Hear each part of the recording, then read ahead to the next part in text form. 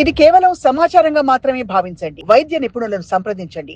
Gut health అంటారు, gut bacteria అంటారు. Gut health బాగుంటేనే ఏదైనా అనేసి మనము వింటూనే ఉన్నాము. మనిషి యొక్క ఆలోచన కానీ ఆరోగ్యం కానీ రెండు కూడా పెద్ద పేగుల లోపల అనేక సూక్ష్మజీవులు రకాలు ఉన్నాయి. వాటి ఇంకా ఫుడ్ ఎక్కువ తింటూ ఉంటారు. ఆ. అలాంటి వాళ్ళకి ఫ్యూచర్లో ఎలాంటి జీర్ణ వ్యవస్థ ప్రాబ్లమ్స్ రాబోతాయి? జంక్ ఫుడ్ తిన్నప్పుడు వాళ్ళు రుచి కోసం కొన్ని కలుపుతారు. అలాగే కంటికి యాంటీబయాటిక్ టాబ్లెట్స్ వాడిన తర్వాత డైజెషన్ ప్రాబ్లమ్స్ వస్తూ ఉంటాయి. సో అలాంటి వాళ్ళు ఏం చేయాలి? డాక్టర్ గారు ఇచ్చే మందుల్లో కూడా మళ్ళీ దానికి ప్రోబయోటిక్స్ మనకి సహజంగా గట్ బ్యాక్టీరియా మెయింటైన్ అవ్వడానికి మనం రాగి జావా అంటే ఓన్లీ రాగులతో మనం తాగొచ్చా, లేకుంటే ఇంకా కొన్ని యాడ్ చేసుకోవచ్చు అంటారు? జస్ట్ మనం ఏదో రాగి పిండి దొరికితే దాన్ని వేడి నీళ్ళలో కలపడం, రాగుల్ని హోల్ గ్రెయిన్ కనుక మనం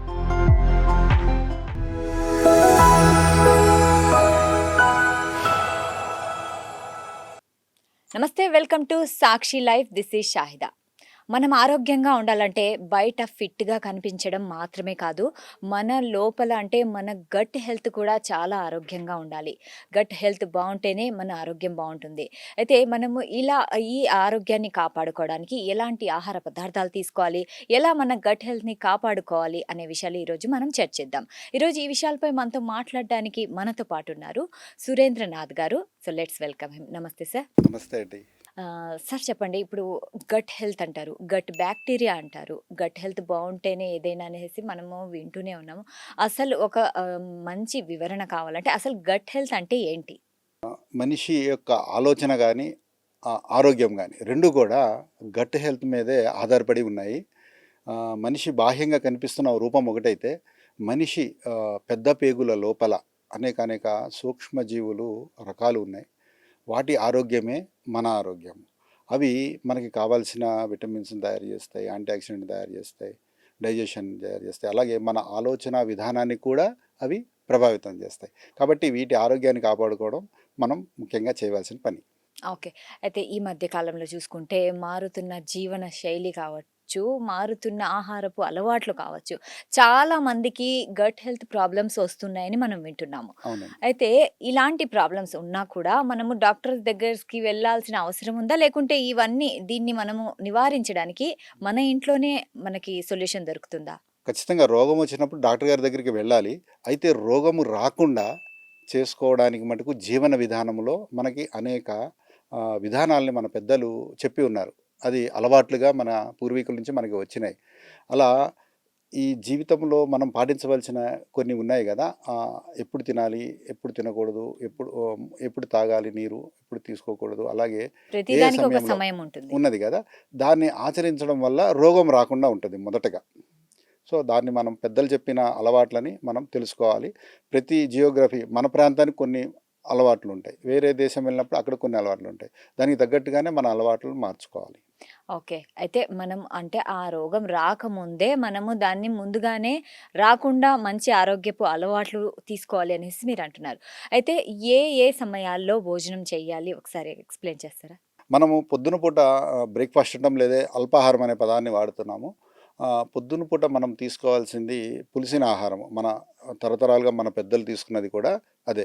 ఏదో కొందరికి అది పడకపోవచ్చు కానీ 90% అందరికీ పులిసిన ఆహారం అంటే మజ్జిగ అన్నం కావచ్చు, అంబలి కావచ్చు, చద్దన్నం అంటారా? చద్దన్నము ఇది ముఖ్యము మనకి. ఎందుకంటే మన పెద్ద పేగుల్లో ఉన్న సూక్ష్మజీవులకి అవసరమైన ఆహారాన్ని కూడా ఇవి అందిస్తాయి. ఓకే. ఎప్పుడైనా మనం చూడండి, అన్నం వండినప్పుడు ఆ అన్నం నుంచి వచ్చే క్యాలరీస్ ఒక తీరుంటాయి. వాటిని మనం నీళ్ళలో నానబెట్టినా లేదా కుండలో పెట్టినా దాంట్లో అరిగే గుణం అంటే మొత్తం స్టార్చ్ అరగదు, కొంత రెసిస్టెంట్ స్టార్చ్గా మారుతుంది. ఇట్లాంటివి ఉండడం వల్ల అటువంటి ఆహారాన్ని పొద్దున తీసుకోవడం వల్ల అవి కార్బోహైడ్రేట్స్ రూపంగా ఉన్నప్పటికీ కొంత అరగని పదార్థం అందులో ఉంది. అదే ప్రోబయోటిక్స్ అంటున్నాం, మనం ప్రీబయోటిక్స్ అంటున్నాం. అది పెద్ద పేగుల్లోని సూక్ష్మజీవులకి ఆహారంగా ఉపయోగపడుతుంది. దాన్ని డైట్ ఫైబర్గా మనం రకరకాల రూపాల్లో తీసుకోవాలని చెప్తున్నారు కదా. అది సింపుల్గా మనకి ఇటువంటి ఆహారం ద్వారా వస్తుంది. ఓకే. అయితే చద్దన్నం తినడం మంచిది అంటున్నారు కదా. అయితే మంచిది. చద్దన్నం తయారు చేసే సరైన విధానం గురించి చెప్పండి. చద్దన్నం అంటే చాలామంది ఒక అలవాటు ఏమనుకుంటారంటే, రాత్రిపూట అన్నంలో పాలు పోసి తోడుపెట్టి పొద్దునే తినడం అని అనుకుంటారు. అది ఒక విధానము. అది దద్దోజనం లేతే అదొక విధానము. అయితే ఇది శారీరక శ్రమ బాగా ఉన్న వాళ్ళకి ఇది అనుకూలం. అంటే ఏదైనా పొలం పనులకి వెళ్తా అలా చేయడము అవసరం. అలాగే పొద్దున్నే వంట చేయడం కష్టం కదండి, పొలం పనులకి వెళ్ళిపోవాలి. అవును. అప్పుడు వండడం ఇవన్నీ కష్టం కదా, ముందు రోజు వండిన ఆహారాన్నే మనకి ఇట్లా చేసుకునే అలవాటు మన పూర్వం ఉన్నది. అయితే ఇప్పుడు నగరీకరణ వల్ల అందరికీ అటువంటి శారీరక శ్రమ లేదు. మానసిక శ్రమ ఉండొచ్చు కానీ శారీరక శ్రమ అయితే అంత లేదు కాబట్టి వారు చద్దనాన్ని ఎలా చేసుకోవాలంటే ముందు రోజు రాత్రే అన్నాన్ని వండుతారు. వండిన దాన్ని నీళ్ళల్లో నానబెడతాం ఒక పద్ధతి, లేదా దాన్ని క్లాత్లో కట్టడం అంటే గాలి తగిలేటట్టుగా దాన్ని పెట్టడం ఒక పద్ధతి, లేదా ఒక కుండలో ఏదైనా ఒక విధానం ద్వారా రాత్రిపూట అన్నాన్ని వండేసేసి దీన్ని ఇలా పెట్టాలి. పొద్దున దాన్ని మజ్జిగతో కలిపి తినాలి. ఇది ఇప్పుడు అర్బనైజేషన్లో ఉన్న వారికి ఇది అనుకూలమైన విధానం ఇలా తీసుకోవడం. దాంతోపాటు వారు ఉల్లిపాయ తీసుకోవచ్చు, లేకపోతే కొన్ని తొక్కు పచ్చళ్ళు ఉంటాయి కారం లేకుండా, ఆ, అలాంటివి నిమ్మకాయ కానీ ఉసిరికాయతో కానీ ఉన్నవి, ఇట్లాంటి ఆహారాన్ని వాళ్ళు రుచి కోసం తీసుకోవచ్చు. కానీ ఒక పూట కనుక ఇలా పొద్దున్న తీసుకోగలిగితే వారికి ఉన్న డైజెస్టివ్ ప్రాబ్లమ్స్ ఉంటాయి కదండి రకరకాలుగా, సో అలాంటివి తగ్గించుకోవడానికి ఇదొక అవకాశం. ఓకే. సో డైజెస్టివ్ ప్రాబ్లమ్స్ విషయానికి వస్తే చాలా మందికి ఉదయాన్నే అంటే ఫ్రీ మోషన్ అవ్వదనమాట. దానివల్ల చాలా ప్రాబ్లమ్స్ వాళ్ళు ఫేస్ చేస్తుంటారు. సో దీన్ని ఎలా పరిష్కరించుకోవాలి? మన పూర్వీకులు చేసిన పద్ధతిని పరిశీలిద్దాం, ఇప్పుడు ఏం చేయాలో కూడా ఆలోచిద్దాం. పూర్వీకులైతే మనకి 3 నెలలకు ఒకసారి సునాముకి ఆకు ఎక్స్ట్రాక్షన్ అంటే దాని డికాక్షన్ లాగా తీసుకొని దాన్ని పరగడుపున తాగడం అనేది ఒకటి చేసేవాళ్ళు. ఇంకా ఆముదాన్ని కూడా ఇచ్చేవాళ్ళు అయితే సార్ పిల్లలకి. ఆముదం అంటున్నారు కదా! ఆముదం ఎంత క్వాంటిటీలో తీసుకోవాలి? ఆ! ఆముదము తీసుకునే డోసుని బట్టి కూడా అది పనిచేసే తీరుంటుంది. అది 2 లేక 3 స్పూన్లు అలా తీసుకున్నాం అనుకోండి ఎంప్టీ స్టమక్‌తో 2, 3 గంటల్లోనే మోషన్ అయిపోతుంది. పర్గేటివ్ లాగా పనిచేస్తుందనమాట అది. అయితే అది 2, 3 నెలలకు ఒకసారి చేయాల్సిన పని. హ్మ్. అయితే ఇప్పుడు కొందరికి డైజెస్టివ్ ప్రాబ్లమ్స్ తగ్గించుకోవాలంటే ఇట్లా కాకుండా రాత్రిపూట డిన్నర్ అయిపోయిన తర్వాత దాన్ని ఒక అర స్పూన్ ధనియాల పొడికి ఒక పావు స్పూన్ అంత ఆముదం కలిపేసేసి ఒక చిన్న ఉండలాగా చేసి దాన్ని డిన్నర్ అయిన తర్వాత తీసుకున్నారనుకోండి, తీసుకుంటే మార్నింగ్ ఫ్రీ మోషన్ అవుతుంది. సో ఫ్రీ మోషన్ అవుతుందో పాటు గట్ హెల్త్ కూడా ఇంప్రూవ్ అవుతుంది. అయితే దీర్ఘకాలికం చేయొద్దు.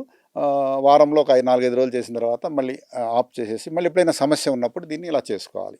ఓకే. సో ఇలా ఆముదం తీసుకుంటే చాలా అవునండి. మంచిది. ఈవెన్ అవునండి. పిల్లలకు కూడా ఇవ్వచ్చా? ఖచ్చితంగా ఇవ్వచ్చండి. పిల్లలకి ఇవ్వచ్చు. వాళ్ళ డైజెస్టివ్ ప్రాబ్లమ్స్ ఉన్న బెల్చింగ్ సమస్యలు, తేన్పులు ఉంటాయి, కడుపు ఉబ్బరం ఉంటుంది, ఇలాంటి వాళ్ళందరికీ ఖచ్చితంగా ఇది చేసుకోవచ్చు. అయితే మీరు చెప్పినట్లుగానే కొంతమందికి ఉదయం లేవగానే వాళ్ళకి అంటే బ్లోటింగ్ ప్రాబ్లమ్స్ అవన్నీ ఉంటాయి. సో దీనికి ఏంటి కారణం అంటారు? సో దాన్ని గమనిస్తే వారు తీసుకునే ఆహారాన్ని ఒకసారి పరిశీలించుకోవాలి వాళ్ళు. ఏమేమి ఆహారాన్ని తీసుకుంటున్నారు గత కొంతకాలంగా.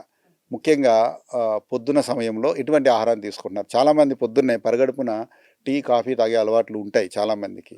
సో ఇది రుచిపరంగా వాళ్ళకి ఇష్టం కావచ్చు, బాగుంటుంది కావచ్చు. అయితే నేను వారిని తాగొద్దని అనట్లేదు, కానీ పొద్దున్న పూట మటుకు మజ్జిగన్నాన్ని వారు కనుక ఒక 5 రోజులు తిన్నా వారికి ఫలితం తెలిసిపోతుంది. ఈ బ్లోటింగ్ లాంటివి తగ్గుతాయి. అదే కాఫీ టీ తాగాలనుకుంటే ఏదైనా బ్రేక్ఫాస్ట్ అయిన తర్వాత ఎప్పుడైనా మీల్స్ తీసుకున్న తర్వాత తీసుకుంటే దాని ఇంపాక్ట్ తగ్గుతుంది. బట్ పొద్దున్న ఈ ఆహారం తీసుకోవడం వల్ల ఈ సమస్యలు చాలా వరకు తగ్గిపోతాయి. ఓకే. అయితే పరగడుపున కాఫీ, టీలు తీసుకోవడం అంత మంచిది కాదు. కాదు. దాని బదులు అంటే ఇలాంటి బ్లోటింగ్ సమస్యలు ఉన్నవారు కొంచెం మజ్జిగ, అన్నము ఒక 1 వీక్ తీసుకుంటే చాలా బెనిఫిట్స్ అయితే ఉంటాయంటున్నారు. ఖచ్చితంగా ఉంటాయి. ఓకే. అయితే కొంతమంది బయట ఫుడ్ ఎక్కువ తింటూ ఉంటారు. అండ్ జంక్ ఫుడ్ ఎక్కువ తింటూ ఉంటారు. ఆ. అలాంటి వాళ్ళకి ఫ్యూచర్‌లో ఎలాంటి జీర్ణ వ్యవస్థ ప్రాబ్లమ్స్ రాబోతాయి? జంక్ ఫుడ్ తిన్నప్పుడు వాళ్ళు రుచి కోసం కొన్ని కలుపుతారు. అలాగే కంటికి ఇంపు కోసం రంగులు కలపాల్సిన పరిస్థితి ఉంటుంది. అలాగే ప్యాకింగ్ చేసి ఉంటే కనుక ప్యాకింగ్ నిల్వ ఉండడానికి కూడా ఇవన్నీ కలిపి ఉంచుతారు. ఇంట్లో అమ్మ చేసేది, భార్య చేసేది అయితే, లేకపోతే వాళ్ళ ఇంట్లో వండుకు తినేదే అయితే అలా ఉండదు కదా. అవును. సో ఇది జంక్ ఫుడ్ అనేది ఎప్పుడో స్నాక్స్ లాగా రేర్గా జర్నీలో తినడం అనేది ఏదో సందర్భం ఉంటే అది వేరే సంగతి. తరచుగా తినేదైతే అది చేయకూడదు. పిల్లలకు కూడా అలా అలవాటు చేయకపోవడమే మంచిది.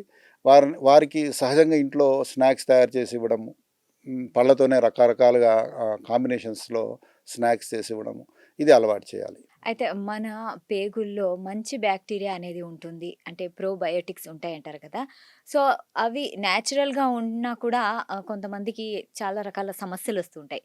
సో, కొంతమందికి ఎందుకు అవి తగ్గిపోతాయి? అంటే ఏ ఆహార పదార్థాల వల్ల ఇలా అవుతుంది? సో మనం దీనికి సింపుల్గా చూస్తే డైట్ ఫైబరేనండి. మనం తినే ఆహారంలో రిఫైన్డ్ ఫుడ్ చాలా వరకు ఉంటుంది.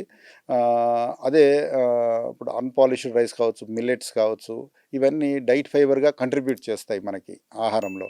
అలాగే కూరగాయలు తీసుకునే తీరు చాలా మారిపోయింది. ఇప్పుడు బెండకాయ, వంకాయ అలాంటివి తినాలి ఆహారంలో. అలాగే సొరకాయ, గుమ్మడికాయ, బీరకాయ, పొట్లకాయ నాకు తెలిసి ఇప్పటి పిల్లలు దీన్ని అంత ఇష్టపడుతున్నట్టు నాకు అనిపించదు. అలాగే ఆకుకూరలు ఇవన్నీ డైట్ ఫైబరే. డైట్ ఫైబర్‌తో పాటు మినరల్స్ ఇస్తున్నాయి మనకి. కానీ ఇది ఆహారంలో తీసుకురావడం చాలా అవసరము. దాంతో రుచికరంగా చేసుకోవచ్చు. ఖచ్చితంగా చాలా పద్ధతులున్నాయి. అందుబాటులో కూడా లేకపోవడం ఒక బాధాకరం ఆకుకూరలు ఈరోజు అర్బన్ ఏరియాలో. బట్ ఇంట్లో వాళ్ళు పండించుకోవడం ద్వారా దాన్ని అందుబాటులోకి తీసుకురావచ్చు.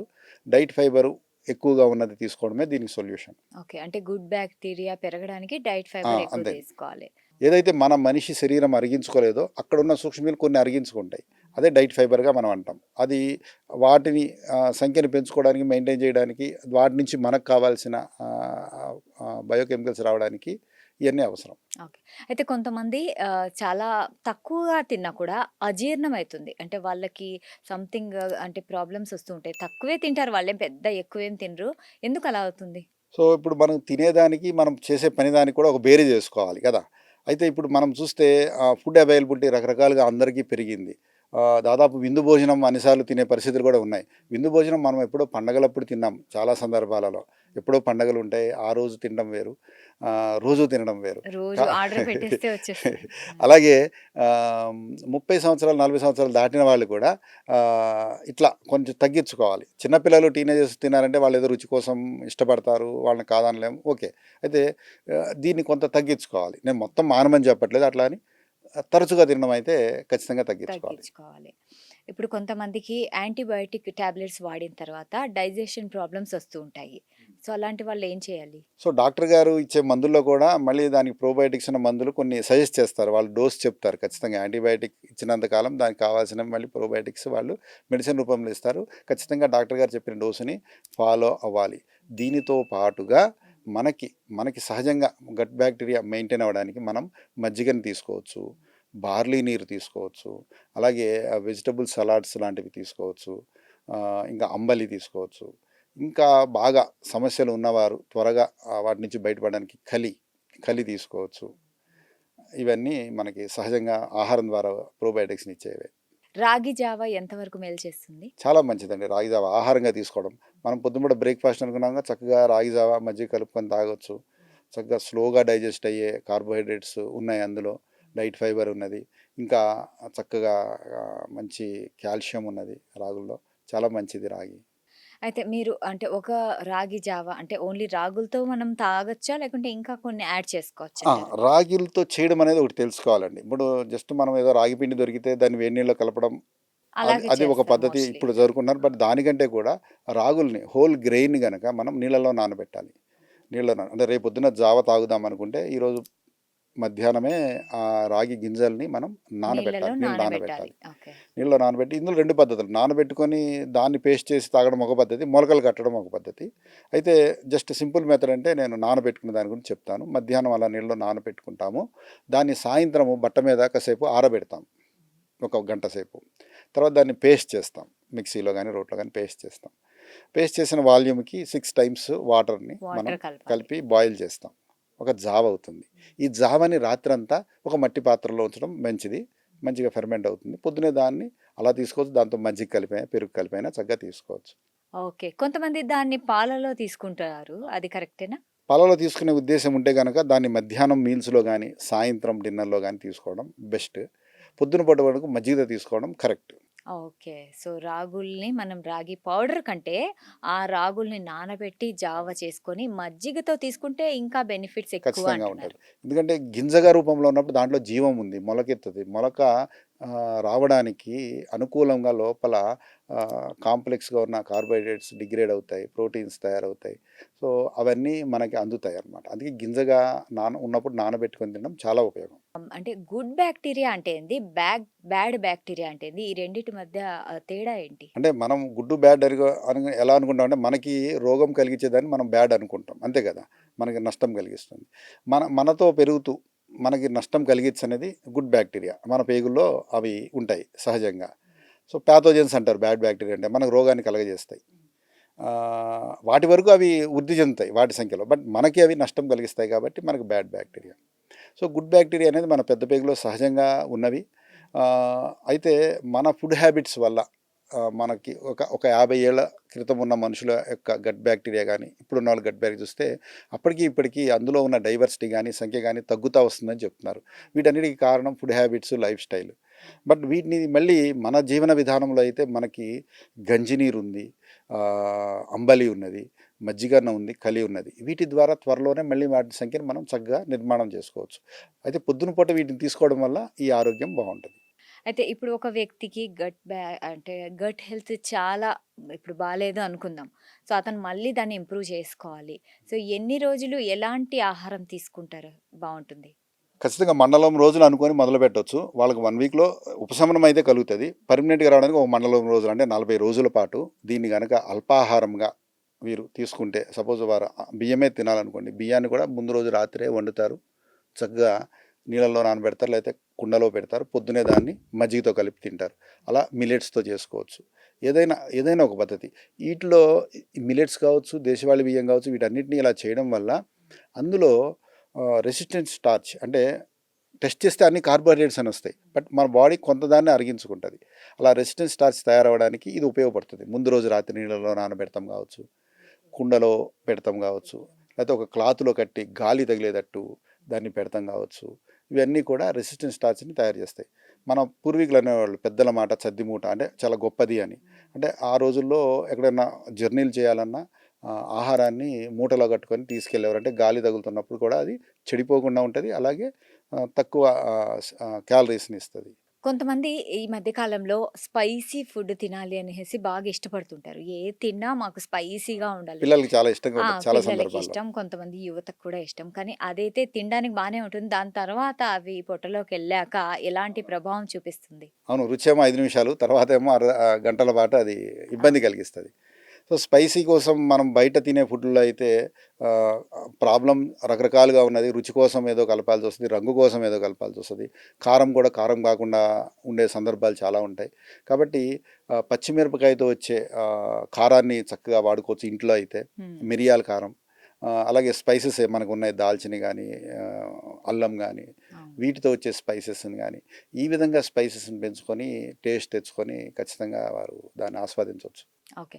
ఇప్పుడు మన ఇండియా అంటేనే స్పైసెస్‌కి రిచ్ అనమాట. ఏదైనా సుగంధ ద్రవ్యాలకి నిలయమే మన భారతదేశం.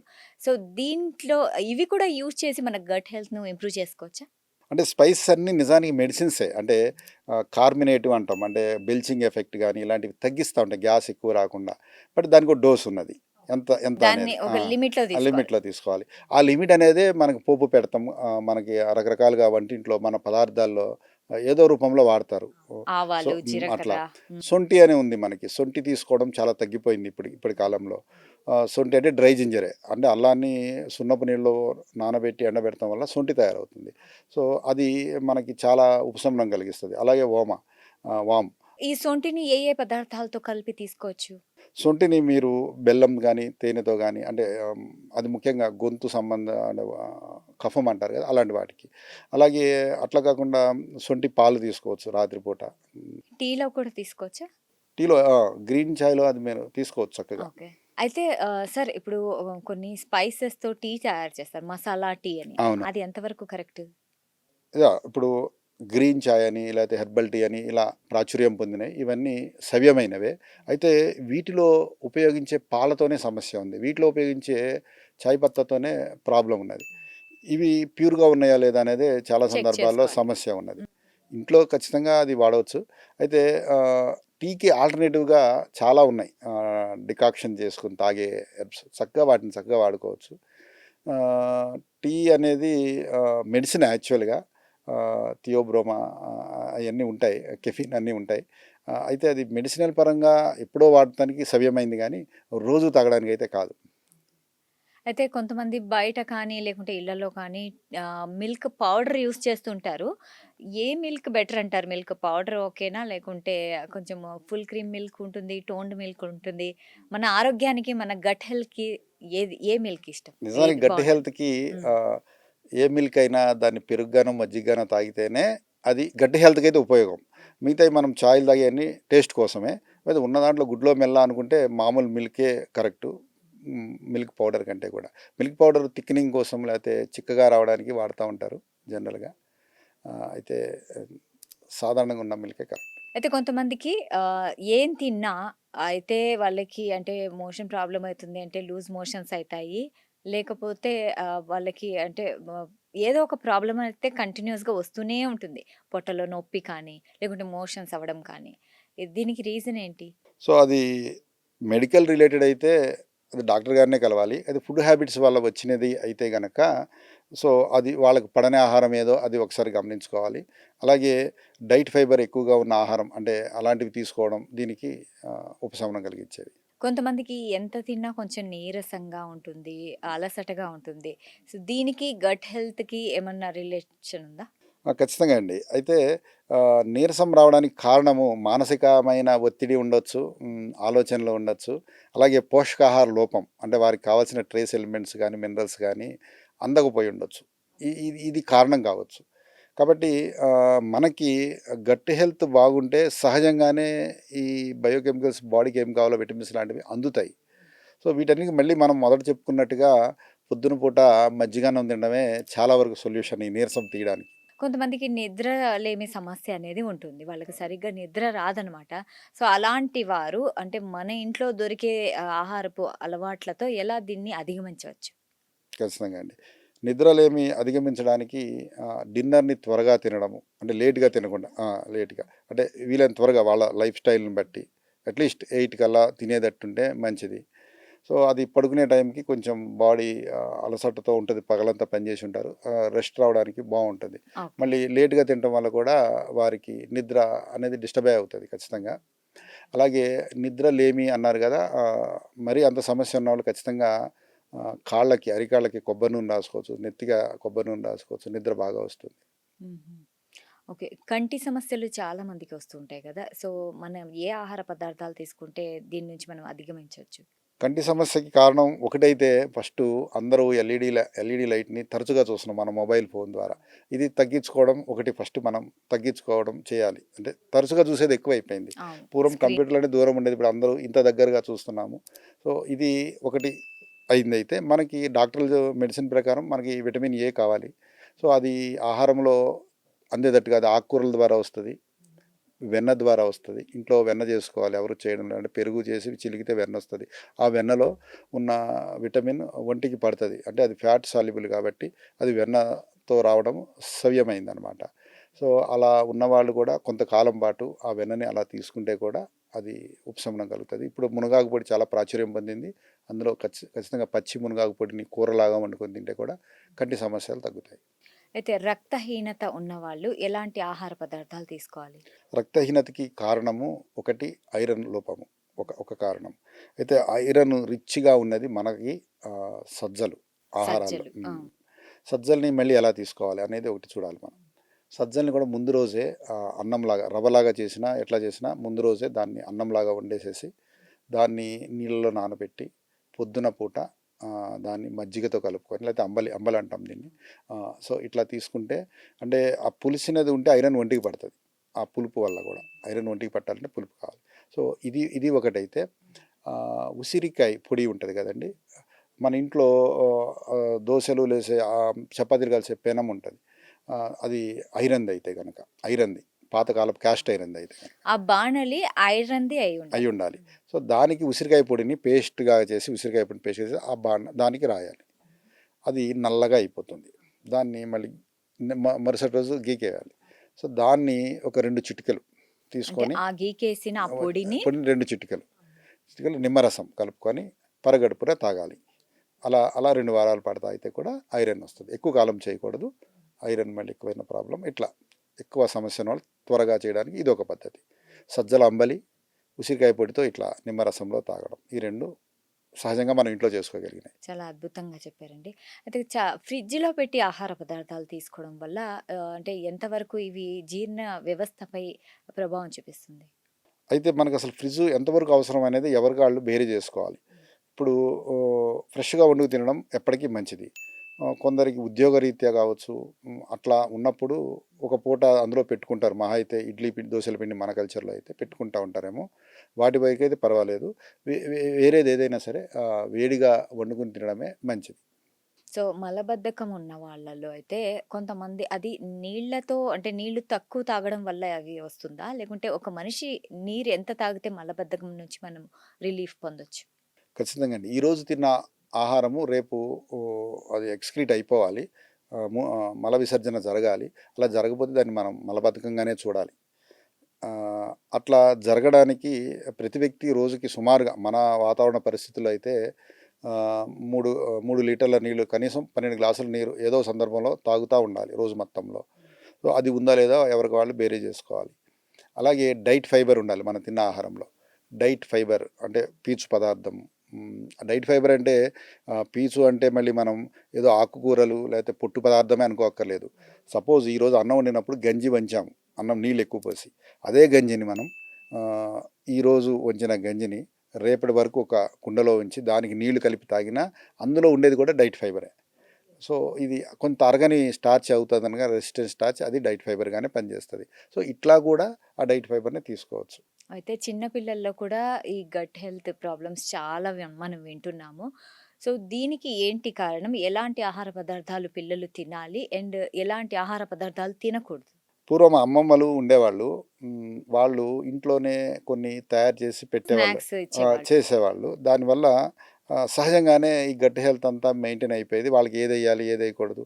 చిన్న వస పోయడం కాడ్నించి, వామ్ వాటర్ ఇవ్వడం కాడ్నించి, శొంఠి టైంకి ఇవ్వడం, అలాగే కరక్కాయ పొడి ఇలా ఇవ్వడం వల్ల వాళ్ళకి సహజంగానే ఆరోగ్యం ఉండేది. ఇప్పుడు ఈ నాలెడ్జి ఒక 30, 40 ఏళ్ళలో నెక్స్ట్ జనరేషన్‌కి వెళ్ళలేదు. ప్రతిదానికి డిపెండెన్సీ అంటే ఏదైనా ఆరోగ్య సమస్య వస్తే డాక్టర్ దగ్గరికి వెళ్తాం వరకే తెలుసు. కానీ రాకుండా ఆపుకోవడానికి మన ప్రయత్నం ఒకటి జరగాలి కదా! అది సరిగ్గా జరగడం లేదు. సో, చిన్నపిల్లలకి ఇట్లా మనము గుజ్జనగూడని లేకపోతే ఇంట్లోనే వాళ్ళు అన్నప్రాసన అయిన తర్వాత పెసరపప్పు, బియ్యంతో ఇంట్లో తయారు చేసుకునేవాళ్ళు. అంటే బయట ఫార్ములేటెడ్ ఫుడ్ కాకుండా ఇంట్లోనే తయారు చేసుకునేవాళ్ళు. అది మంచి కల్చరు. అలా చేసుకోవాలి. వారికి తరచుగా అప్పటినుంచి పెరుగు, మజ్జిగ కూడా అందిస్తూ ఉండాలి. సో, దీనివల్ల గట్ హెల్త్ వాళ్ళకి బావుంటది. అలా అది అలవాటవుతుంది. సో, ఉపవాసాల గురించి మనం చూసుకుంటే, ఉపవాసం అంటే దేవుడి కోసం ఏ మతస్థులైనా, ఏ కులస్తులైనా ఎవరైనా చేస్తారు. అవును. అయితే ఉపవాసం చేయడం ద్వారా అంటే మన పేగులకు విశ్రాంతి దొరుకుతుందంటారా? ఇది ఎంతవరకు ఉపశమనం కలిగిస్తుంది? మన కంటి ఎదురుగా ఉన్నది ఎవరికైనా ఆహారం అంటే తినాలని ఉంటది. అది సహజమైన ప్రక్రియ. అది ఇంపుగా ఉంటది. ఆకర్షణ ఉంటది. మన పెద్ద పేగుల్లో ఉన్న సూక్ష్మజీవులు కూడా దాన్ని ఆకర్షించే విధంగా పరిస్థితి ఉంటది మనకి ఆలోచన రూపంలో. తినాలని ఉంటది. అలా ముఖ్యంగా పిల్లల విషయంలో కాదు గానియండి, ప్రెగ్నెంట్స్ కాదు గానియండి, మిగతా వారందరూ ఉపవాసం చేయడం అనేది ముఖ్యము. ముఖ్యం. సో, ఇష్టమైన దాన్ని ఎదురుగా ఉన్నప్పటికీ అది తినకుండా కొంత సమయం గడపడం. అంటే మన మీద మన ఆలోచనలో కొంత కంట్రోల్ చేసుకోవడం అనేది ఒకటి. ఉపవాసము అంటే కూడా దగ్గరగా జీవించడం. దగ్గరగా అంటే ఒక ఆధ్యాత్మిక ఆలోచనతో కావచ్చు, భగవన్ నామస్మరణతో కావచ్చు, భగవంతునికి దగ్గరగా జీవించడానికి మనం ఒక ప్రయత్నం చేయాలి. ఆ ప్రయత్నం చేయాలి అంటే మనం ఒక చిన్న సాధన ఏంటంటే నాలుకకి రుచి, నాలుకకి రుచి కావాలి. ఏదైనా తినాలని రుచి కోరుకుంటది. ఆ రుచి ఉన్న మెమరీతో మళ్ళీ తిన్నప్పుడు బాగుందిగా మళ్ళీ కావాలి, మళ్ళీ కావాలని కోరుకుంటది. ఇది నాలుకకున్న రుచి. అయితే అదే నాలుక మాటలు చెప్తది. అలాగే పాటలు పాడుతది, భజన చేస్తది. అలాగే దైవనామ స్మరణ అంటే అదే నాలుకకి భగవంతుని నామము యొక్క రుచిని మనము అందిస్తే గనక ఈ ఉపవాసం చేయడం చాలా సులువవుతుంది. అలాగే ఉపవాసం చేయాలని మనకు ఏకాదశి వస్తది. నెలకి 2 సార్లు. ఈ నెలకి 2 సార్లు ఏకాదశి వచ్చినప్పుడు మనం ఒక 3, 4 రోజులు ముందుగానే పలానా రోజు ఏకాదశి ఉంది. మనం ఉపవాసం చేయాలని ఒక మైండ్ సెట్ పెట్టుకుని దాన్ని మనం అనుకుంటే గనక ఆ ఆకర్షణీయమైన పదార్థం కూడా మనకు అంత ఆకర్షితులం అవ్వము మనం. అంటే అట్లా ఇదంతా బ్రెయిన్ మానసికంగా కొంత ప్రిపేర్ అవుతాం. అలాగే దైవనామస్మరణ అంటే కేవలం భగవంతుడి నామాన్ని స్మరించుకుంటాం. పూజలు అనేది ఒక పద్ధతి. అలా కాకుండా మన పనులు మనం చేసుకుంటానే, మన వృత్తులు మనం చేసుకుంటానే దైవనామస్మరణ లోపల చేసుకుంటాం. అలా ఉపవాసం చేయాలి. ఇలా ఖచ్చితంగా చేయొచ్చు. ఆధ్యాత్మిక పరంగా, ఆలోచన పరంగా ఇది చాలా మంచిది. అలాగే ఎప్పుడైతే ఉపవాసం ఉన్నామో శరీరం క్లీన్ చేసుకోవడానికి ఒక అవకాశం ఏర్పడుతుంది. ఓకే. లోపలగా పేరుకుపోయినవి ఏవైనా మలినాలు కావచ్చు. సో, చక్కగా ఉపవాసం చేస్తున్న రోజు తరచుగా నీరు తాగుతూ ఉండాలి. ఆ మలినాలు కూడా బయటికి వెళ్ళిపోతూ ఉంటాయి. ఇలా ఏకాదశి ఉపవాసాన్ని 12 గంటలతో మొదలుపెట్టి 36 గంటల వరకు సులువుగా అందరూ ఇంట్లో చేసుకోవచ్చు. దాంతో ఆరోగ్యాన్ని పొందొచ్చు. అలాగే మంచి ఆధ్యాత్మిక ఆలోచనతో వారి జీవితాన్ని సౌఫల్యం చేసుకోవచ్చు. ఎంత కాలానికి ఒకసారి ఉపవాసం ఉంటే మన గట్ హెల్త్‌కు మంచిది? సో, ఇక్కడ నేను ఆచరిస్తుందయితే హిందూ ధర్మం ప్రకారము ఆహ్, 2 వారాలకొకసారి. 2 ఆ! వారాలకు ఒకసారి అలాగే ఉపవాసం ఉంటారు. అరబ్బులో గాని, లేతే ముస్లిం వాళ్ళు చేస్తున్నది రంజాన్ ఉపవాసం. అది వారి పద్ధతి ప్రకారం సంవత్సరానికోసారి ప్రతిరోజు చేస్తారు. అది ఒక పద్ధతి. అలా ప్రతి వారికి కొన్ని నియమాలుంటాయి. వారి వారి మతాల ప్రకారం వాళ్ళు చేసేవన్నీ సవ్యమైనవి. అది ఆచరించడం అనేది ముఖ్యం. మత ధర్మాలు ఉన్నాయి. బట్ దాన్ని ఆచరించే ల్ జ వ్యక్తిగత జీవితంలో ఆచరించడం ఆ అలవాట్లని ముఖ్యం. ముఖ్యం. సో, ఉపవాసం ఉన్నాక ఒక లాంగ్ గ్యాప్ అనేది మన పేగులకి ఇచ్చేస్తారు. విశ్రాంతి తీసుకుంటుందది.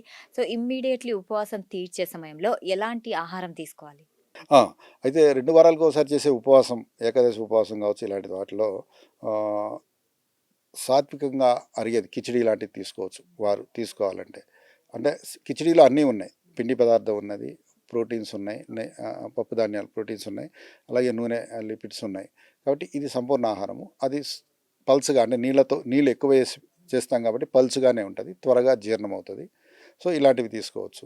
ఒక్కసారే పచ్చళ్ళు అలాంటి వాటికి పోకుండా, పికిల్స్‌లోకి పోకుండా ఇట్లాంటివి తీసుకోవాలి. అయితే ఇప్పుడు వంటల్లో అండ్ పోపు వేసేటప్పుడు అసఫోటిడా అంటే ఇంగువ ఇంగువ. అంటారు గదా! అది వేసుకోవడం గట్ హెల్త్‌కి ఎంత మంచిది? అది రుచి కోసమే కాకుండా ఆరోగ్యానికి కూడా మంచిదే. అందులో సల్ఫర్ ఉంటది. మంచి వాసనిస్తది, రుచినిస్తది. అలాగే కొన్ని కొన్ని అనవసరమైన సూక్ష్మజీవుల్ని అంటే అపాన వాయువుల్ని తొలగించడానికి గానీ, అట్లాంటి వాటిని తగ్గించడానికి కూడా ఈ ఇంగువ మంచిదే. ఇంగువ వాడడం మంచిది. అయితే చాలామంది యోగా ఇది చేస్తే గట్ హెల్త్ బాగుంటుంది. అంటే గట్ హెల్త్ బాగా అంటే రక్షించబడుతుంది అనేసి యోగా చేస్తుంటారు. ఇది ఎంతవరకు కరెక్ట్? యోగాలోని కొన్ని పోస్చర్స్ అన్నీ గట్ హెల్త్‌కి ఉపయోగపడే విధంగా ఉంటాయి. యోగా అనేది చాలా అద్భుతమైనది. అది తరతరాలుగా ఋషుల నుంచి వచ్చిన వారసత్వం మనకి. అది ఆలోచన పరంగా, ఆరోగ్యపరంగా కూడా చాలా గొప్పది. అలా గట్ హెల్త్‌ని ఇంప్రూవ్ చేసుకోవడానికి కూడా కొన్ని ఆసనాలున్నాయి. ఖచ్చితంగా వాటిని ఆచరించి గట్ హెల్త్‌ని ఇంప్రూవ్ చేసుకోవచ్చు. ఓకే. ఇప్పుడు మార్కెట్‌లలో యోగర్ట్ అనేది దొరుకుతూ ఉంటుంది. రకరకాల ఫ్లేవర్స్‌లో అది తింటే ఎంతవరకు గట్ హెల్త్‌కి మంచిదంటారు? యోగహట్ అనేది యూరోపియన్ లేకపోతే అమెరికన్ కల్చర్‌లో భాగము. మనకి పెరుగు. మన కల్చర్‌లో భాగం పెరుగు. ప్రతి ఇంటిలో పెరుగు ఉండాలి. అది మన ఆరోగ్యం. మనం గృహప్రవేశం చేస్తే 3 కుండలతో ఇంట్లోకెళ్తాం. అందులో ఒక కుండ ఉద్దేశించబడింది పాలను పెరుగుగా చేసుకోవడానికి. ఒకటి కలికుండ, ఒకటేమో ఉప్పు కుండ. 3 కుండలు మన ఇంట్లో ఎప్పటికీ ఉండాలి. అలా పెరుగు మన కల్చర్ అనమాట. అలాంటి పెరుగు యూరోపియన్‌లో వాళ్ళేం చేస్తారంటే ఏదైనా ఒక ఫ్రూట్ పల్ప్ గానీ, ఫ్రూట్ ఫ్లేవర్ గానీ యాడ్ చేస్తారు. దాన్ని యోగర్ట్ అంటారు. సో, మన పెరుగేందంటే ఓవర్ ఎ పీరియడ్ అది పుల్లగా అయిపోతుంది. తీయగా అవును. అదెప్పటికి తీయగా ఉంటది యోగర్ట్. అవును. సో, యాక్సెప్టెన్స్ చూస్తే ఇప్పుడు మన పిల్లలకి అది ఆకర్షణీయంగా ఉంటది. అదే పైగా ఫ్రిడ్జ్‌లో పెడతారు. తీయగా ఉంటది. వాళ్ళకి రుచిపరంగా అది నచ్చుతది. అయితే అది ఇళ్లలో చేసుకోవడం వేరు. ఫార్ములేట్ చేసింది దాన్ని మళ్ళీ నిల్వ ఉండడానికి కలిపి ఫ్రిడ్జ్‌లో పెట్టిన లక్షణం వేరు. కాబట్టి మన ఇంట్లో కూడా మన పెరుగుని రుచికరంగా చక్కగా చేసుకోవచ్చు. అది ఎట్లా అంటే పెరుగుని తయారవుతది కదా పొద్దున. దాన్ని చక్కగా ఒక క్లాత్‌లో మూట కట్టేసిస్తే మూట కట్టేయాలి. అంటే నీరంతా నీరంతా కిందకొస్తది. పోయేలాగా. కిందకి గట్టి పెరుగు తయారవుతుంది. దానికి ఏదైనా ఫ్రూట్ పల్ప్ కలుపుకోవచ్చు. ఓకే. ఏదో ఒక ఫ్రూట్ ఫ్రూట్ పల్ప్. ఓకే. సీజనల్‌గా. ఇప్పుడు మామిడి సీజన్ వస్తే మామిడి, లేకపోతే సపోటా ఉంటది. పైనాపిల్ గుజ్జు ఉంటది. ఏదైనా ఒకటి కలుపుకోవచ్చు. ఏది లేకపోతే బెల్లం కలుపుకోవచ్చు. శ్రీఖండ్ అని మహారాష్ట్రలో ఎక్కువ తింటారు ఇప్పటికి. మన దగ్గర తక్కువ మంది. అలాగే ఆ పెరుగుని ఆ రూపంలో తీసుకోవచ్చు. ఇంకా ఆ కింద ఏదైతే నీరు వచ్చిందో అందులో ప్రోటీన్స్ ఉంటాయి. చాలా మంచిది. ఈజీలీ డైజెస్టిబుల్ ప్రోటీన్స్ అనమాట. సో, దాన్ని కూడా ఏదైనా మజ్జిగలో కలుపుకొని చక్కగా అదొక టైంలో, ఇదొక టైంలో తీసుకోవచ్చు. 2 ఆ విధంగా 2 ఇప్పుడు పిల్లలు స్కూల్‌కి వెళ్ళిపోతున్న పొద్దున్నే ఈ పెరుగుని ఇలా పెట్టేస్తాం. మంచి ప్రోటీన్ రిచ్ ఫుడ్ పెట్టేస్తాం. వాళ్ళకి వాటర్ బాటిల్ లాగా ఇంకో చిన్న బాటిల్‌లో ఈ ఈ నీరు ఏదైతే వచ్చిందో దానికి కొంచెం ఇంకా మజ్జిగ కలిపో ఎట్లయినా అది కూడా వాళ్ళకి పక్కన బాటిల్ ఇస్తాం. ఎప్పుడైనా మధ్యలో తాగడానికో లేతే మధ్యాహ్నం లంచ్ అయిన తర్వాత తినడానికో ఇట్లా మనం ఒకటి ప్లాన్ చేస్తే గనక చాలా బావుంటుంది. ఓకే. చూసారు గదా! అంటే యోగర్ట్‌ని కూడా ఇంట్లో ఇంత టేస్టీగా మనం తయారు చేసుకోవచ్చు. ఫ్రూట్ పల్ప్‌ని కలిపి. సో, చాలా బాగా అద్భుతంగా చెప్పారండి. అండ్ ఇది తింటే పిల్లలకి నిజంగా కాల్షియం గూడా వస్తుంది. అండ్ ఆల్సో వాళ్ళ ప్రోబయోటిక్ సిస్టమ్ కూడా వాళ్ళకి ఇంప్రూవ్ అవునండి. అవుతుంది. ప్రోటీన్ కావాలి కదండీ అందరికీ. మనకందరికీ పూర్ రిచ్ అందరికీ కూడా ప్రోటీన్ డెఫిషియన్సీ ఉంది. తీసుకున్న ఫుడ్ మీద అవగాహన లేకపోవడం కొంతైతే. సో, మనకి తరతరాలుగా పెరుగు నుంచే వస్తుంది. అయితే ఆ పెరుగు కన్జంప్షన్ అనేది ఇళ్లలో బాగా తగ్గిపోయినది. పాడి పెంచుకోవడం అనేది కల్చర్ పోయిన తర్వాత పెరుగు కూడా డెఫిషియెంట్ వచ్చింది మనకి. కాబట్టి ప్రోటీన్‌ని పెరుగు ద్వారా తీసుకోవడం చాలా అవసరం. డ్రై ఫ్రూట్స్ అంటాం కదా! సో, డ్రై ఫ్రూట్స్‌ని ఏ విధంగా తినడం మంచిది? డ్రై ఫ్రూట్స్ అంటే ఆహ్, బాదము, పిస్తా, అక్రోట్ ఇవే కాకుండా ఇప్పుడు సీడ్స్ బాగా డెవలప్ అయినాయి. అంటే పుచ్చగింజలు కావచ్చు, దోస గింజలు, గుమ్మడికాయ గింజలు ఇవన్నీ డ్రై ఫ్రూట్స్గా మనం చూడొచ్చు ఇప్పుడు. అవన్నీ నానబెట్టుకుని తినడం చాలా మంచిది. ఈజీగా అరగడానికి, అందులో ఉన్న ఫ్యాట్ లిపిడ్గా మారుతుంది నానబెడితే. అది లిపిడ్ రూపమే మనకి బాగా ఒంటికి పడుతుంది అనమాట. సో నానబెట్టుకున్నప్పుడు ఇవన్నీ జరుగుతాయి. అలాగే నానబెట్టినప్పుడు ఏవైతే మనం అరిగించుకోలేమో అవి నీళ్ళలోకి వెళ్ళిపోతాయి. సో ఈ విధంగా నానబెట్టుకుని తినడం చాలా మంచిది డ్రై ఫ్రూట్స్. మన ఈ గట్ హెల్త్‌లో కుంకుమ పువ్వు పాత్ర ఎంతుంది? కుంకుమ పువ్వు పాత్ర నాకు తెలిసి గట్టి హెల్త్లో ఉందని నేను అనుకోవడం లేదు. అయితే అది రుచి కోసం చాలా విలువైనది. అలాగే దాన్ని పాలల్లో కొంచెం నానబెట్టుకొని ఆ పాలులాగా తాగితే కూడా అది మంచిది. అయితే సార్ ఇప్పుడు మనము ఫ్రూట్స్ గురించి తీసుకుంటే ఏ ఫ్రూట్ బెస్ట్ అంటారు గట్ హెల్త్ కోసం? సో మనకి గట్టి హెల్త్లో కావాల్సింది డైట్ ఫైబర్ అని మనం అనుకున్నాము. అది బాగా బెస్ట్గా మన లోకల్గా దొరికేది జామకాయ. మనకి జామకాయ. అదృష్టం మన లోకల్గా దొరికేది జామకాయ. మళ్ళీ ఈ జామకాయని మనం నాటు జామకాయనే చూడండి, రకరకాల జామకాయలు వచ్చినాయి. నాటు జామకాయ అనేది మనకి చాలా అవసరం. మన ఇంట్లో అది రోజుకి సగం తిన్నా చాలు. పండిన జామకాయ, ముఖ్యంగా పండిన జామకాయ చాలా డైట్ ఫైబర్ని ఇస్తుంది. పచ్చి జామకాయ రుచికి బాగుంటుంది. ఖచ్చితంగా రోజుకి సగం అన్న పండిన జామకాయ తినాలి. అంటే పచ్చి జామకాయ తీసుకొచ్చి ఇంట్లో పెడితే 4 రోజులకి అదే పండుతుంది. అటువంటి జామకాయని ఖచ్చితంగా ఒకటి తీసుకోవచ్చు. అలాగే అరటిపండుని మీరు మనం పొద్దున కానీ మధ్యాహ్నం కానీ తీసుకోవాలి, రాత్రి కాకుండా. మంచి అది కూడా డైట్ ఫైబర్గా ఉపయోగపడుతుంది. జామకాయ, అరటిపండు. పండు, సో అవి బొప్పాయి, బొప్పాయి. ఈ 3 మన స్థానికమైనవి, మనకి ఉపయోగమైనవి, సులువుగా పెంచుకోదగినవి ఇవన్నీ. నిజంగా ఈ 3 చాలా అవైలబుల్ కూడా ఉంటాయి. ఇవి తింటే మనకి గట్ హెల్త్ బాగానే ఉంటుంది. అండ్ కూరగాయల్లో ఏది బెస్ట్ అంటారు? బెస్ట్ అని అంటే అన్ని రకాలు ఉంటాయి. ముఖ్యంగా డైట్ ఫైబర్ కోసం మనం మాట్లాడుకుంటే వంకాయ అంతా డైట్ ఫైబరే. కానీ కొందరికి కొన్ని వాళ్ళకి పడకపోవచ్చు, బట్ మంచిది చాలా వంకాయ డైట్ ఫైబర్. డైట్ ఫైబర్ అంతే కోసం కదా, అంతా వంకాయ పీచు మంచిది. పదార్థమే వంకాయలో. ఓకే. అలాగే బెండకాయ, బెండకాయ ఆ, జిగురు ఆ, పదార్థం. గోరు చిక్కుడు చాలా మంచిది. వీటన్నిలో కొబ్బరి కలుపుకొని కూరల్లో తినడం ఇవన్నీ చాలా ఉపయోగం. సో ఇవన్నీ డైట్ ఫైబర్ని ఇచ్చేవి. ఆకుకూరలన్నీ డైట్ ఫైబర్ని ఇచ్చేవి. ఇవన్నీ మంచివి. అల్లం వెల్లుల్లి మసాలా ప్రతి దాంట్లో అంటే ఆల్మోస్ట్ ఎక్కువ వాడుతూ అవునవును. ఉంటాం కదా! సో అది వాడడం మంచిదంటారా? లేకుంటే తగ్గించడం మంచిదంటారా? అంటే నాన్ వెజ్ వండుకునేటప్పుడు ఆ నీచు వాసన పోవడానికి ఇంకొకటి సుగంధం కలపడం అనేది ప్రాక్టీసు. అందులో భాగంగానే అల్లం వెల్లుల్లి పేస్టు వాడుతూ ఉంటారు. అది రుచి కోసం బిర్యానీలో కానీ నాన్ వెజ్లో కానీ వాడతారు. అది ఎప్పుడో ఒకసారి తింటే మంచిదే. పూర్వం మన వాళ్ళు నాన్ వెజ్ కూడా రోజు తినేవాళ్ళు కాదు. ఎప్పుడో ఊర్లో జాతర కావచ్చు, బంధువులు కలిస్తే కావచ్చు, ఒక వేట కొనుక్కొని ఆ వేటను అంటే ఆ మేకని కొనుక్కొని దాని నుంచి పంచుకునేవాళ్ళు, మిగిలిన దాన్ని ఎండబెట్టుకుని దాన్ని తినేవాళ్ళు. అవును. అందుబాటులో లేదు కాబట్టి. ఇప్పుడు అందుబాటులో పెరిగి దానికి ఎప్పుడు తినే పరిస్థితి వచ్చింది. బట్ తరచుగా తినేవాళ్ళు కాదు, ఎప్పుడో తినేవాళ్ళు. సో అలా తినడం, ఎప్పుడో తినడం అనేది పర్వాలేదు. అయితే ఇప్పుడు ఈ అల్లం వెల్లుల్లి పేస్టు ఇంట్లోనే చేసుకోవాలి, ఎప్పుడు బయట తీసుకోవద్దు. అది ఒక అంశం. అయితే వీటి నుంచి మెడిసిన్గా వాడాలంటే వెల్లుల్లి ఉంది కదా, వెల్లుల్లిని మనం పోపులో వేసుకుంటాం అంతే, అదే మెడిసిన్. అంత చాలు. దాన్ని నూనెలో కానీ ఆవు నెయ్యిలో కానీ వేపుకొని పోపులో వేసుకోవాలి అంతే. ఒక మనిషి 1, 2 ఇది పర్ఫెక్ట్ అనమాట. ఎల్లుల్లిపాయ యొక్క గుణం మనం పొందాలి అంటే కనుక అది పర్ఫెక్ట్. అలాగే ఆవకాయ పచ్చళ్ళలో అవి వేస్తారు వెల్లుల్లి, అవును. పేస్ట్ కాకుండా హోల్ అదే, అది మ్యారినేట్ అవుతాయి అందులో. అలా మెంతులు కూడా వేస్తారు. ఇవన్నీ మెడిసినే, మన ట్రెడిషనల్గా ఉన్న మెథడ్స్ ఇవన్నీ. అవన్నీ మంచివే. ఇప్పుడు వేరే పికిల్స్ వేరు, చింతపండు కలిపిన పికిల్ వేరు, ఆవకాయ వేరు. ఆవకాయ ఎక్కువ హార్మ్ఫుల్ కాదు. అయితే ఉప్పు కారం ఎక్కువ ఉండవచ్చు కానీ, బట్ అది మెడిసినల్గా చూస్తే అందులో మ్యారినేట్ అయిన వెల్లుల్లి కానీ, అందులో మ్యారినేట్ అయిన మెంతులు అవన్నీ మంచివి అనమాట ఆరోగ్యానికి. ఓకే. ఇప్పుడు నూనెల విషయానికొస్తే చాలా రకాల నూనెలు మనకి మార్కెట్‌లో అవైలబుల్ ఉన్నాయి. అంటే ఇప్పుడు సన్‌ఫ్లవర్ ఆయిల్ కావచ్చు, అంటే వేరుశెనగ గింజలతో తీసిన ఆయిల్ కావచ్చు, ఇలా రకరకాలున్నాయి. ఆలివ్ ఆయిల్ కూడా ఉంది. సో ఏది మనకి బెటర్ అంటారు? సో మన దక్షిణ భారతదేశం పరిస్థితులను చూస్తే గనక, మనకి జియోగ్రఫికల్గా పండేవి గనక చూస్తే, మనకి నువ్వులు పండుతాయి, పల్లీలు పండుతాయి, కుసుమలు పండుతాయి. ఇవి మనకి ప్రధాన ఆహారంగా ఉండాలి కూడా. ఎందుకంటే మనం మళ్ళీ ఏదో ఇంపోర్ట్ చేసుకున్న ఒక ఆయిల్ని వాడామనుకోండి, మన స్థానికంగా రైతులు నూనె గింజలు పండిస్తారు కదా, మరి వారి పంటని మనము ప్రాసెస్లో వచ్చి ఆయిల్గా మారితే అది అందరికీ ఆరోగ్యము, ఆర్థికము 2 ఉన్నాయి.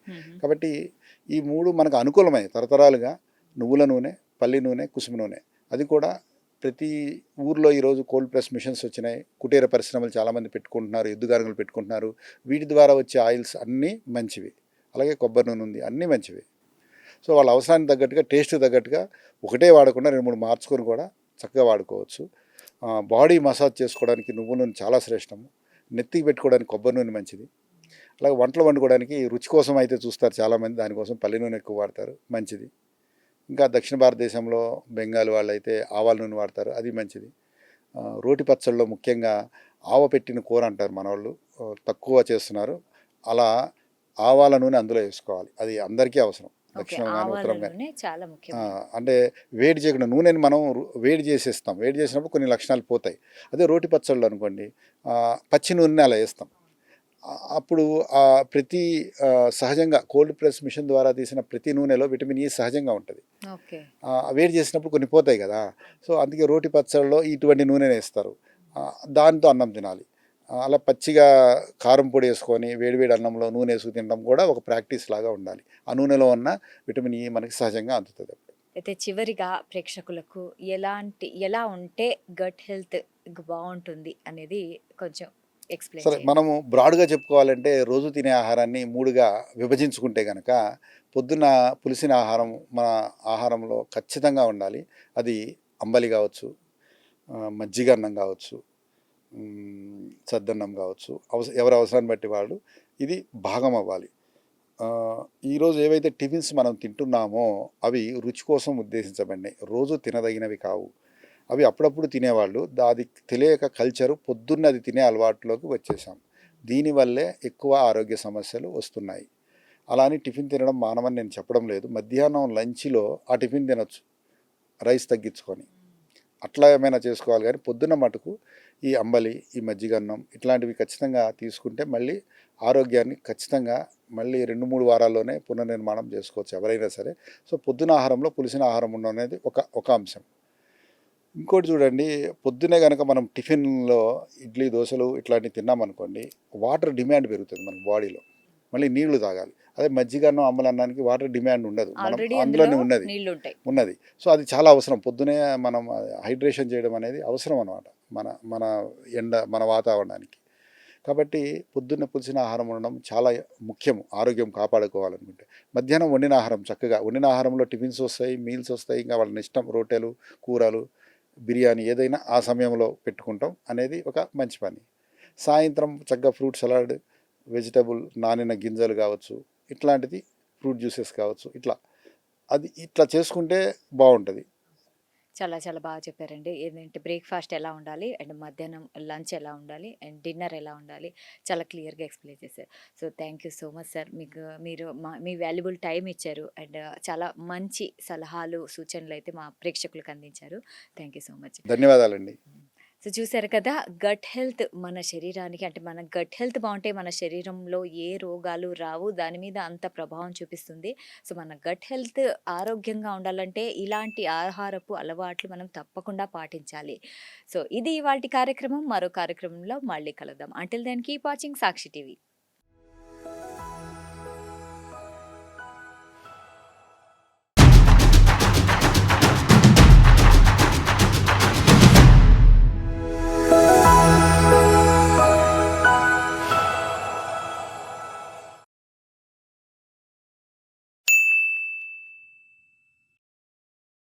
సాక్షి టీవీ ప్రసారాలను నిలిపివేయటం చట్టరీత్యా నేరం. సాక్షి టీవీ ప్రసారాల కోసం మీ స్థానిక కేబుల్ ఆపరేటర్ను వెంటనే సంప్రదించండి.